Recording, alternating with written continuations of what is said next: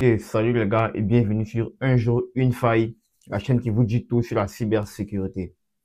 Bon les gars, vous connaissez, le rappel profite aux croyants, donc n'hésitez pas à vous abonner, à cliquer sur la cloche n'hésitez pas à vous abonner, si c'est pas déjà fait, à cliquer sur la cloche de notification et tout ça, et tout ce qui va avec, voilà. Donc les gars, aujourd'hui je vous parle de quoi? Bon, ça fait certains moments que je reçois que je reçois des messages et tout sur mon ancienne vidéo, sur ma vidéo précédente sur le cheval de Troie et tout. Donc, j'ai décidé de refaire cette vidéo-là parce que il y a des abonnés qui me disaient qu'ils n'avaient pas bien compris et tout, qu'ils n'avaient pas bien compris le principe et tout et tout et tout. Donc, j'ai décidé de bien refaire la vidéo. Voilà, d'entrer plus en détail, de bien expliquer chaque thème et tout ça. Voilà. Donc aujourd'hui, c'est de ça qu'on va parler. On va parler du cheval de Troie. On va appeler cette vidéo-là cheval de Troie 2.0. Voilà. On va parler du cheval de Troie et tout ça. Je vais vous expliquer bien en détail ce que c'est que vraiment un cheval de Troie. Voilà. Ce que c'est qu'un payload et tout ça. Voilà. Donc, on va vraiment entrer dans le vif du sujet. Je vais vous expliquer ce que c'est. Puis, on va faire une démonstration. On va faire une démonstration dans laquelle je vais détailler concrètement toutes les commandes que j'utilise. Je vais détailler vraiment. En tout cas, cette vidéo sera vraiment détaillée. Voilà. Pour permettre à ceux qui n'ont pas compris la précédente de mieux s'imprégner du sujet et tout ça. Voilà. Donc, c'est de ça qu'on va parler aujourd'hui, du cheval de Troie. Voilà. C'est que la plupart d'entre vous savent déjà ce que c'est et tout ça. Mais je refais la vidéo parce que moi-même, je sais que la dernière vidéo, parce que je refais la vidéo parce que j'ai reçu beaucoup de messages me disant de mieux expliquer tout ça. Donc, je vais refaire, j'ai décidé de faire la vidéo, de faire cette vidéo-là pour entrer plus en détail, voilà, pour entrer plus en détail dans le sujet et tout ça, voilà. Puis on va faire une démonstration qui sera vraiment chaude. Donc les gars, restez jusqu'à la fin parce que vous savez, avec moi, les démonstrations, c'est toujours à la fin. Donc si tu restes jusqu'à la fin, tu ne verras pas la démonstration, la partie croustillante. Donc vous connaissez, restez jusqu'à la fin et surtout, on y va.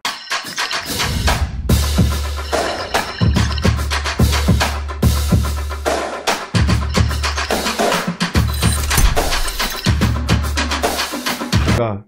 Donc, je disais comme ça, je disais qu'aujourd'hui, on allait parler du cheval de Troie. Voilà, j'allais vous expliquer ce que c'est qu'un cheval de Troie et tout ça. Et qu'est-ce qui englobe tout l'univers du cheval de Troie et tout ça. Donc, concrètement, c'est quoi un cheval de Troie? Donc, les gars, un cheval de Troie, c'est un logiciel malveillant qui va venir s'installer sur votre machine et qui va venir s'installer, qui va venir s'installer sur votre machine et qui, après exécution, va permettre à l'attaquant de pouvoir avoir le contrôle total sur votre machine. Voilà, ça c'est l'explication de la manière la plus simple possible. Voilà, c'est l'explication un peu technique, mais disons maintenant, pour vraiment vulgariser, pour vraiment être vraiment concis dans l'explication, pour que tout le monde puisse comprendre. En gros, un cheval de Troie, prenons un exemple tout simple. Prenez un exemple tout simple. Je sais pas si vous connaissez les poupées russes. Supposons qu'on a une poupée russe, avec une poupée russe, la poupée russe, à l'intérieur de la poupée russe, on a une autre poupée. Donc, c'est un peu le principe du cheval de Troie. Je viens t'offrir une poupée russe. Je viens t'offrir une telle poupée, sans que tu ne saches qu'à l'intérieur, en fait, se cache une autre poupée. Mais qu'à l'intérieur se cache quelque chose que tu ne soupçonnes pas, en fait. Donc, c'est un peu ça le principe du cheval de Troie. En fait, c'est un cadeau, c'est comme un cadeau empoisonné. C'est-à-dire, apparemment, d'apparence, ça ressemble à quelque chose d'apparence, ça ressemble à un logiciel légitime. Mais au fond, c'est autre chose, en fait. C'est un programme malveillant qui s'exécute en arrière-plan, qui va permettre à l'attaquant, qui va permettre au créateur de ce cheval de Troie là d'avoir les accès total, d'avoir tous les accès sur votre machine, voilà, sur votre système d'exploitation, sur votre système d'information et tout. Donc, en gros, c'est ça un cheval de Troie. Voilà. Je vais expliquer un peu ce que c'était qu'un cheval de Troie. Voilà. Mais je vais vous montrer, je vais vous l'expliquer maintenant dans la démonstration.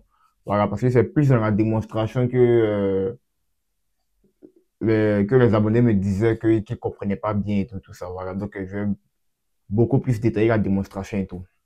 Donc, on va passer à la démo. Ok, donc là, comme ça, on va commencer par créer on va commencer par créer notre cheval de Troie.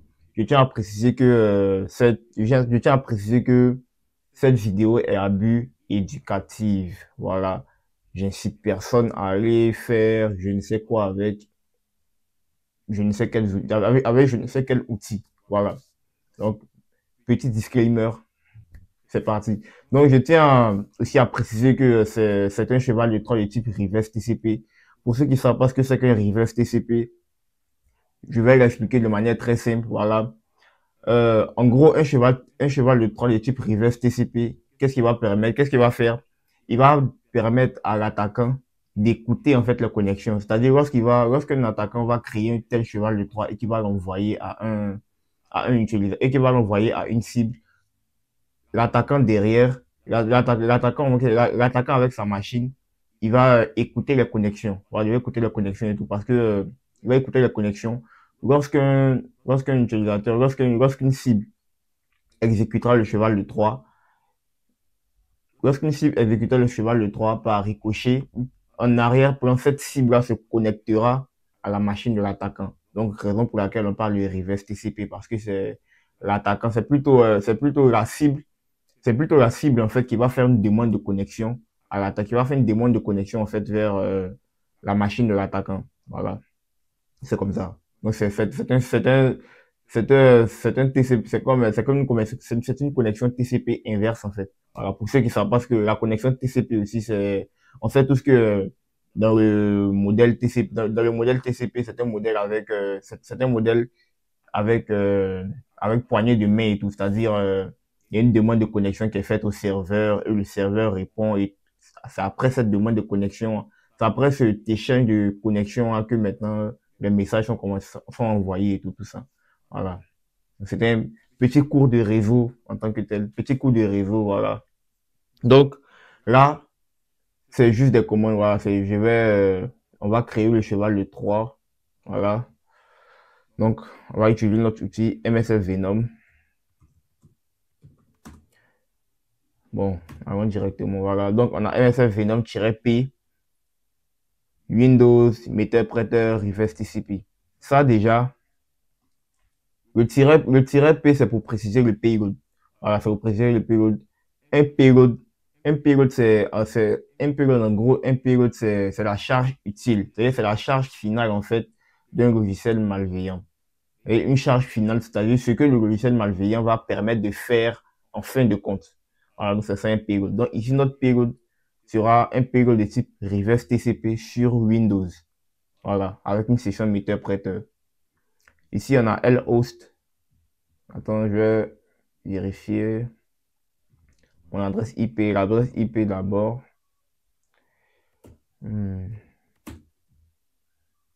Ok, c'est ça. Ok. Donc, on a lhost. Lhost, ça sera lhost sera l'adresse IP de la machine attaquante. Voilà, l'adresse IP de la machine attaquante. On a lport, c'est-à-dire c'est le port sur lequel on va écouter les connexions. -f exe. -f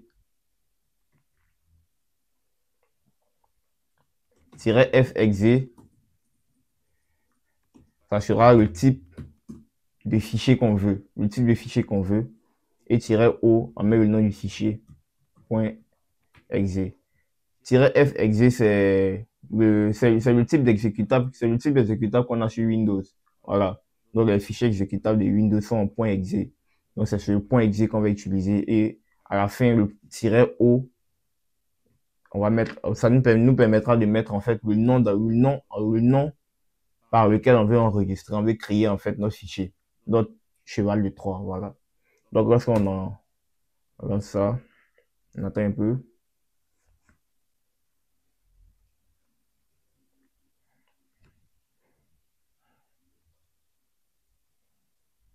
Ok. Notre cheval de Troie a été créé. Il est où?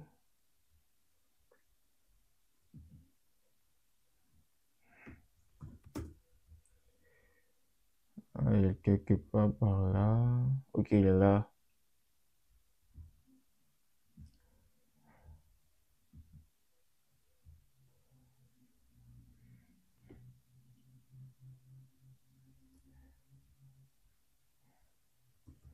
J'avais voulu le créer sur le bureau, mais bon.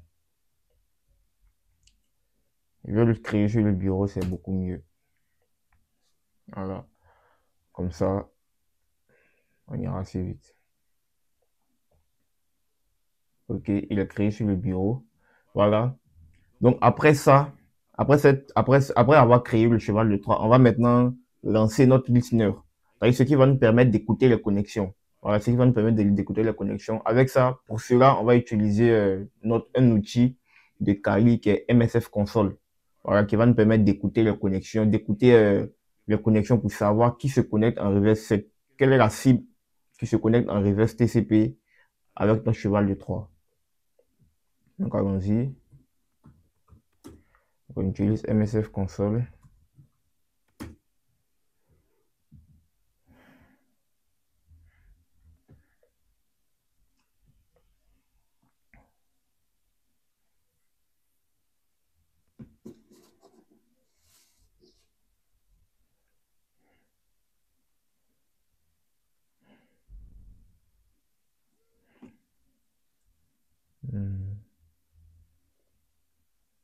Prend du temps, je sais pas pourquoi.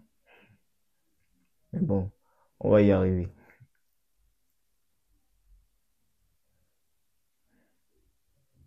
Ok. Donc là maintenant, on est dans la console MSF. Voilà, on est dans la console Metasploit et tout. Donc on va taper la première commande qui va consister à dire qu'on veut utiliser un exploit de type qu'on veut utiliser un exploit de type multi-handler. Voilà. Et qu'on veut utiliser, on va lui donner maintenant le chemin. Là maintenant, on va lui donner le chemin du payload. Voilà. On va lui donner le chemin du payload qu'on veut utiliser. Dans notre cas, ça sera un payload de type meter-prêteur, de type Windows meter-prêteur, reverse TCP. Donc, on va lui donner ça. On va lui dire set payload Windows.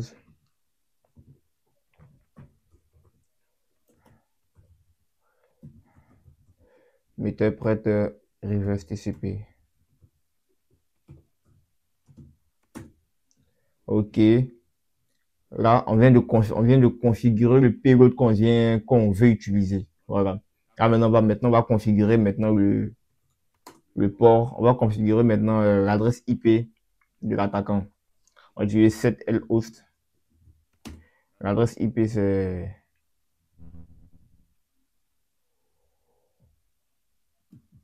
ça.